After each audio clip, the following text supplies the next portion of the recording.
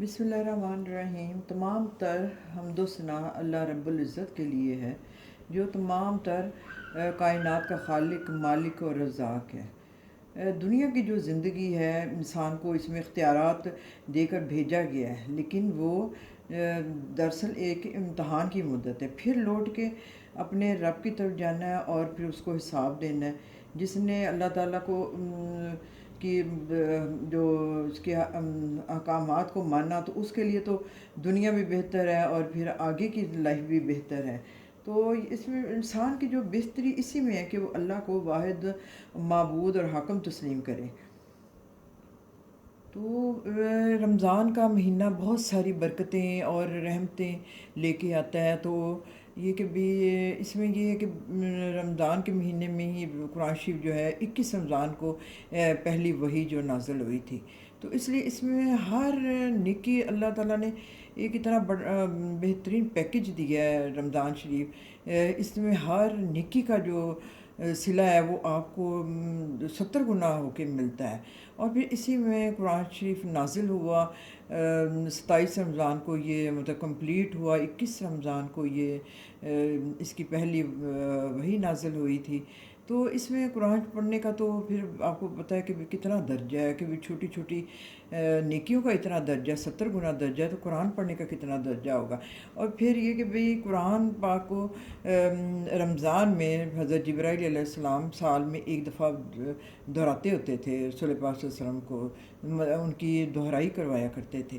تو پھر یہ کہ بھئی جب آخری سال تھا تو پھر اس رمضان میں 2 دفعہ دہرائی ہوئی۔ تو میں کبھی سوچتی، میں نے کہا کہ بھئی رسول پاک صلی اللہ علیہ وسلم کو ان کو پتہ چل گیا ہوگا کہ بھئی 2 دفعہ جو دہرائی ہوئی ہے تو ظاہر ان کو سمجھ آ گئی ہوگی کہ بھئی پیغام جو ہے کمپلیٹ ہو گیا ہے۔ تو آج میں دورہ قرآن اس رمضان میں شروع کرنا چاہتی ہوں۔ ہم نے بہت ساری اس کی تیاری کر لی ہے، رمضان کی جو لیڈیز نے ہم نے کرنی ہوتی وہ تو ہم نے کر لی ہے، لیکن اب وہ تیاری تو کمپلیٹ ہو گئی ہے۔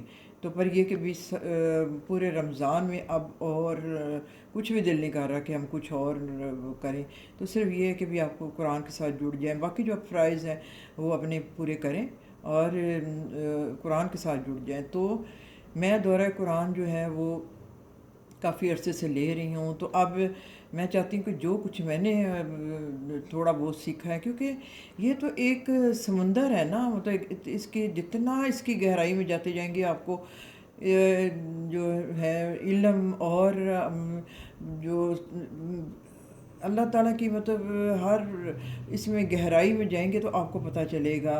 جو یہ نہیں کہ بھی ایک دفعہ آپ نے کتاب پڑھ لی تو آپ کو سمجھ آ گئی۔ تو اس کا میں سب سے پہلے تو آپ کو ایک تعارف کرواتی ہوں۔ تو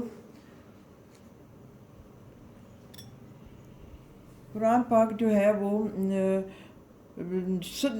جب سے دنیا بنی ہے، یہ نبی آ رہے ہیں وہ اپنی ہدایات دینے کے لیے۔ پہلے حضرت آدم علیہ السلام، ان سے تو دنیا سٹارٹ ہوئی تھی، پھر حضرت نوح علیہ السلام، اسی طرح صدیاں گزر جانے کے بعد مختلف نبی پیغمبر آتے رہے اور پھر ان پہ کتابیں بھی نازل ہوتی رہیں۔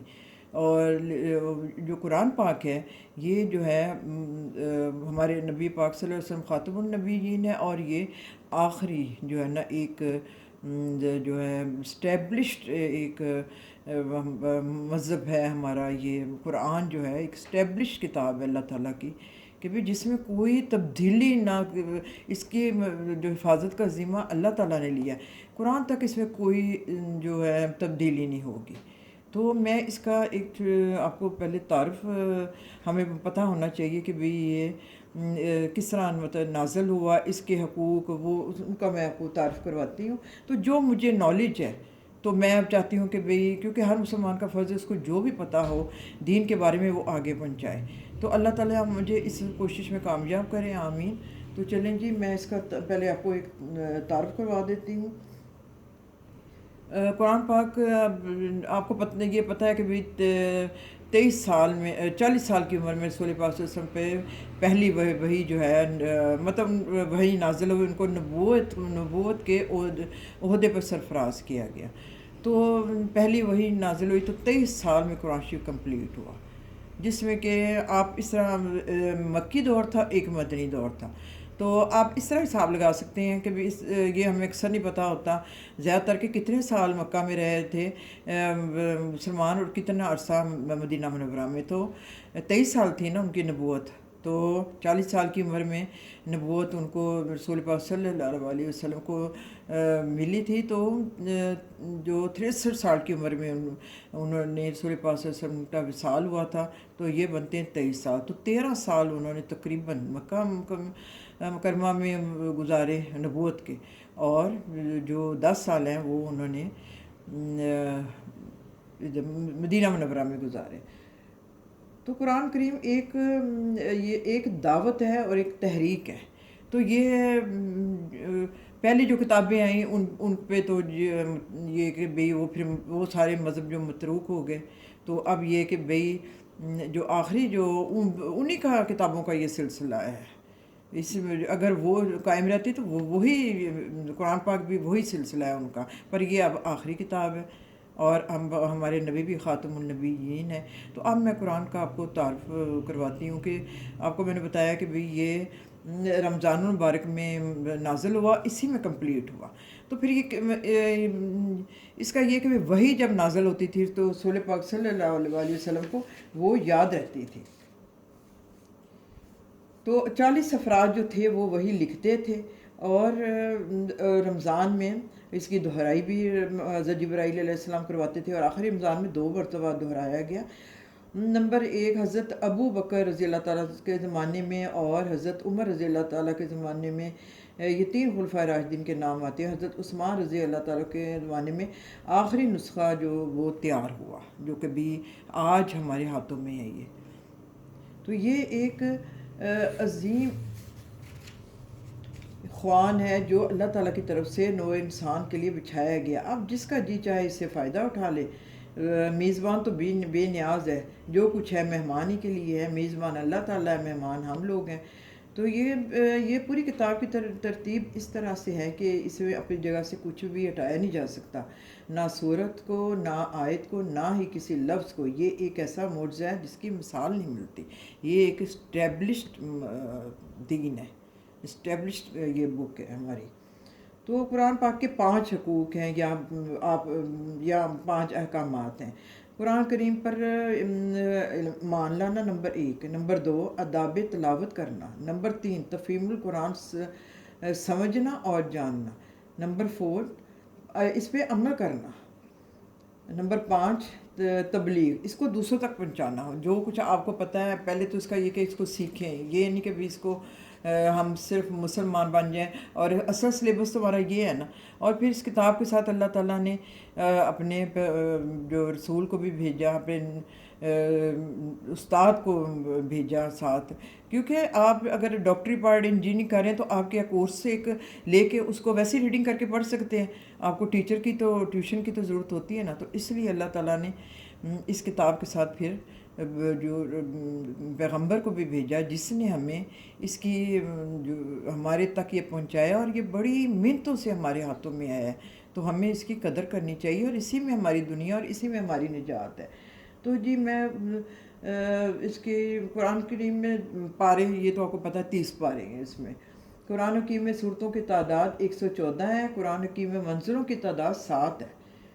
قرآن حکیم میں ایک آیت کی تعداد میں آیات کی تعداد 6236، یعنی 6236 ہے. قرآن حکیم میں رکوع کی تعداد 558 ہے، مطلب 558. قرآن حکیم میں ایک آیات سجدہ کی تعداد 114 ہے. قرآن حکیم کی مکی صورتوں کی تعداد 86 ہے. کیونکہ اس میں تو زیادہ ورک تو ادھر ہوا ہے نا مکہ مکرمہ میں. ادھر تو زیادہ ٹائم تو ان کو سمجھانے میں لگ گیا، کوئی کہ بھئی اس دین کی طرف لانے میں لگ گیا، مسلمان بنانے میں لگ گیا اس دور میں، مکی دور میں. تو اور جو مدنی صورتیں ہیں وہ 28 ہیں، مطلب یہ پھر 114 بن گئی نا. تو مکی صورتوں میں کیا ہے؟ مکی صورتوں میں عموماً ایمانیات، اخلاقیات، انبیاء اور ذکر الہی کا بیان ہے، جو کہ آپ کو ہر صورت میں نیکسٹ میں اس کا بھی تذکرہ کرنا ہوگا۔ جبکہ مدنی صورتوں میں غزوات ہوئے، پھر جب مطلب مدینہ منورہ میں جب گئے تو پھر قتال، احکامات ہوئے، ظاہر ہے ادھر دین، مدینہ منورہ میں دین سیٹ ہو گیا تھا نا، ایک مطلب ایک اسلامی ریاست ادھر قائم ہو گئی تھی، تو پھر اس میں پھر جو صورتیں نازل ہوئی اس میں احکامات زیادہ پھر نازل ہوئے، پھر غزوات بھی بہت ہوئے، ظاہر ہے اس زمانے میں فتوحات ہوئیں، اور پھر یہ کہ سارے متنفاق معاملات، سب ان چیزوں کا ذکر ہے۔ تو قرآن پاک میں دو طرح کی آیات ہیں، ایک تو ہے محکمات آیات، اور کچھ دوسرے نمبر پہ ہے متشابہات۔ محکمات وہ آیات ہیں جن کے معنی واضح ہیں، جبکہ متشابہات وہ آیات ہیں جن کے معنی ہم پر واضح نہیں ہیں۔ مثلا کہتے ہیں نا کہ اللہ کی کرسی، اللہ کا چہرہ، اللہ کا ہاتھ ہے، یہ ان میں اتنا گہرائی میں جانا ہی نہیں چاہیے متشابہات میں۔ تو اس میں اب تو امید ہے کہ بھی آپ کو اس کی جو کافی سمجھ آ گئی ہوگی۔ میں نے جو اس کا تعارف بیان کیا ہے، قرآن کا جو ایک تعارف بیان کیا ہے، تو اب یہ کہ بھئی جب جیسے جیسے ہم صورتیں پڑھتے جائیں گے تو ساتھ ساتھ جو ہے آپ کو پتہ چلتا جائے گا کہ بھئی یہ صورت کیسے ادھر آئی، کیونکہ اس کی باقاعدہ سیٹنگ کی گئی۔ اس کی سیٹنگ کس طرح ہوئی ہے؟ اس کی سیٹنگ اللہ تعالیٰ نے اس کو نازل کیا اپنے پیغمبر پر، اور پھر یہ اللہ تعالیٰ کے حکم سے رسول پاک صلی اللہ علیہ وسلم کے ساتھ یہ اس قرآن پاک کی سیٹنگ ہوئی کہ کون سی آیت کدھر رکھنی ہے اور کون سی صورت کدھر رکھنی ہے۔ یہ اللہ تعالیٰ نے اس کو رسول پاک صلی اللہ علیہ وسلم کے ان کے لیے ترتیب دیا، اللہ تعالیٰ نے اس کو ترتیب دیا 23 سالوں میں، اور اللہ تعالیٰ کی ہدایت کے مطابق نبی کریم صلی اللہ علیہ وسلم نے قرآن کو اسی طرح مرتب فرمایا جس نے اس کو نازل کیا، وہی اس کا اثر مرتب کرنے والا بھی وہی ہے جس نے اس کو آپ کے قلب پہ نازل کیا، اسی کے ہاتھوں میں مرتب بھی فرمایا گیا۔ یہ اللہ تعالیٰ اس کے رسول نے اس کو مرتب کیا، ورنہ یہ اکثر ہوتا ہے کہ سورہ فاتحہ کب نازل ہوئی، تو پہلی تو ہمیں پتہ ہے نا وہی اقرا تھی، تو اس کی تفصیل ہمیں نہیں آگے پتہ چلے گی کہ بھئی اس کی سیٹنگ کس طرح ہوئی۔ تو جیسے جیسے صورتیں ہم پڑھتے جائیں گے تو آپ کو اس کی سمجھ آتی جائے گی کہ بھئی یہ صورت کیوں ادھر کیوں مطلب اس کی ہوئی، اور پھر ناموں کا بھی آئے گا کہ بھئی اس کے نام کس طرح رکھے گئے ہیں۔ تو جیسے جیسے ہم پڑھتے جائیں گے تو یہ ہمارا سلیبس تو یہی ہے نا، تو ہمیں اپنا سلیبس پڑھنا چاہیے نا۔ تو رمضان میں تو کم از کم اگر آپ کو دورہ قرآن ملے یا کوئی بھی آپ کو ملے، آپ لازمی پڑھیں اور رمضان کا اور قرآن کا حق ادا کریں۔ تو امید ہے قرآن ایک تعارف آپ کو سمجھ آ گئی ہوگی کہ اس کے کیا احکامات ہیں۔ تو اب میں آپ سے اجازت چاہوں گی، تو اس کے ساتھ ہی اب ہم دورہ قرآن سورہ فاتحہ سے شروع کر دیں گے۔